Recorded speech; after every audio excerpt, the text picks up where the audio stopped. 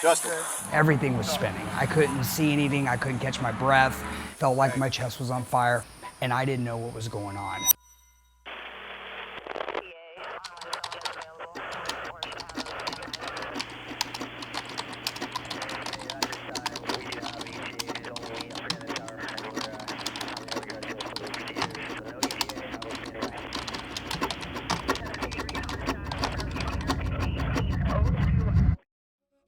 So on February 23rd, approximately 2:30 in the morning, Engine 21 was dispatched to an overdose call. While responding to that call, Lake County Fire Dispatch upgraded the call to a cardiac arrest with multiple cardiac arrests in progress. On the map, we could see that it was in the woods. We hadn't been there before, but just by that, we were suspecting it was an overdose.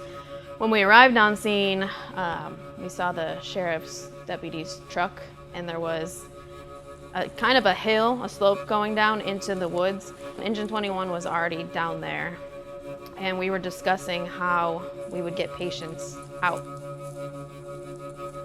Upon arrival on scene, we were attempting to locate with law enforcement when we had a bystander come out of the woods stating that the patients were about approximately 150 yards into the woods. That's when Engine 21 and Engine 39, both on scene, proceeded to enter the woods. We arrived at the tent. It's very dark back there. Our female patient was laying out in front of the tent, unresponsive. We worked on her, gave her care, realized as we were working on her, dispatch reported there was a fentanyl overdose, and at that point we were already engaged working care. So we started ALS treatments, immediately started bagging her, giving her oxygen. We did administer Narcan. She was initially unresponsive, and then once we delivered the Narcan, she became extremely combative, and we dealt with having to try and restrain her until we could get the rest of the interventions delivered. Because of the location of the patients and because of the dense woods, we could not get our rescues nor our engines to the scene.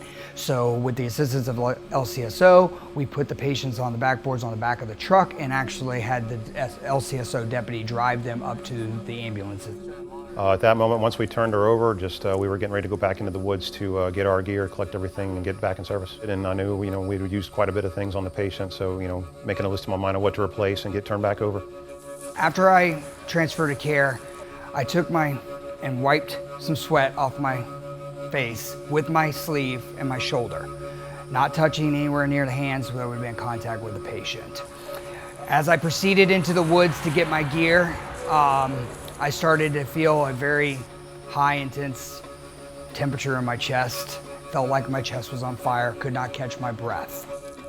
As I was walking, I could not get my balance. My dizziness was starting, my vision was going in and out, and I didn't know what was going on. I led the way back, and then my partner Justin and a deputy sheriff was behind us. I'd gotten up to where we worked on the patient at and was starting to collect things, and I heard the deputy and Justin talking, and he didn't answer back, and I turned around and asked if he was okay. At this point, when we get back to the back where our gear is, the only thing I know to do is I put my hands on my knees to try to stabilize myself because everything was spinning. I couldn't see anything, I couldn't catch my breath, and at that point, that's when I don't remember. Asked him what was wrong, and I saw him starting to, kind of sway over, so me and the deputy kind of helped him onto the ground, laid him flat. At that point, he became unresponsive.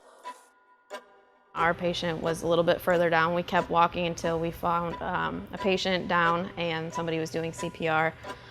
Checked a pulse, they had a pulse. It was an overdose, so established IV and gave Narcan and all of that. We got the patient loaded up in the truck. We were doing handoff to the ambulance crew, and we got a call that Engine 21 needed us. I called for help on the radio to have another transport unit and some help brought to the back. It was difficult because we had used all of our medical equipment on the patient we had treated, so we expended everything.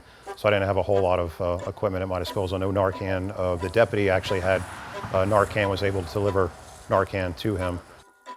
At that time, we were thinking that it was another patient that they had found, another overdose, and we were gathering up all our equipment, and they requested us again. I remember calling, it was an incident commander, Engine 39. I remember calling incident command saying I need some help back to where I'm at. I have another patient. Looking at the situation now, I should have called for a mayday. Given like the LUNAR acronym for that would have been a good response to that as well. I was thinking, yeah, we had a third overdose patient. I wasn't thinking it was one of our people. Honestly, it didn't even cross my mind until the second time he called on the radio. It sounded a little bit more frantic. So we headed down there, and that's when we saw that it was Scribner. He was down, he had his shirt off, he had the leads on him, and SO had already administered Narcan. I was just asking him what he's feeling, what's going on. He was just saying, my chest hurts, and he was very uncomfortable. A lot of our equipment was already gone from the other patient, so that kind of made things more difficult. So I knew that my partner, going down was a big stress, and that I was worried about caring for him, getting the help that he needed, but also I was starting to feel the symptoms come on to me, a massive headache, shortness of breath, dizziness, all that. So I was scared that I was going to succumb to it as well, and then in the meantime trying to care for him and get him the help that he needed. At that time, I started establishing an IV. I gave more Narcan. The lieutenant on 21, he said that he wasn't feeling well at that time.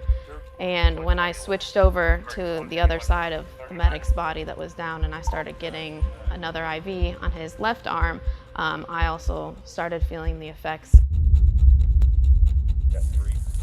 I started getting nauseous, I was having chest pain, it was just a little bit blurry for me. So the lieutenant actually had to help me tape the IV down. Next thing I remember was waking up in the ambulance. I asked the medic who was transporting me where I was at and where I was going. And at that point, he told me Apopka, and we were about 10 minutes out from Apopka. I don't know the transmission, and that's hard. Based on what I did, I probably wouldn't have touched my face. We spent way too long in the hot zone. I mean, the first thing we should have been extracted from that area and gotten away from the hazard, given a rapid decon, gross decon, and getting out of that hot zone. Don't think it can't happen. Don't get complacent.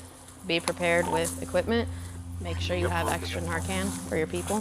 This is a dangerous job, so it can happen even if you think it's not going to happen. A refresh on the hazards of fentanyl. Make sure you're wearing the appropriate PPE. Make sure you call for the right resources and call the mayday, and just be vigilant. Know your surroundings. Know how far you're off of the road. Know what you're going into. To be honest with you, on that call, went to tunnel vision. I went straight to her, started working the patient because it came out cardiac arrest. We all do it. Could I have been better at looking at where the tent, if you see in the video, the tent's right there. I didn't look and see if there was any hazards or anything that was nearby. We just went and rendered care to her. Don't dismiss the hazard of a simple medical call, especially an overdose. Maintain situational awareness, assume the worst, and be prepared for the situation to devolve.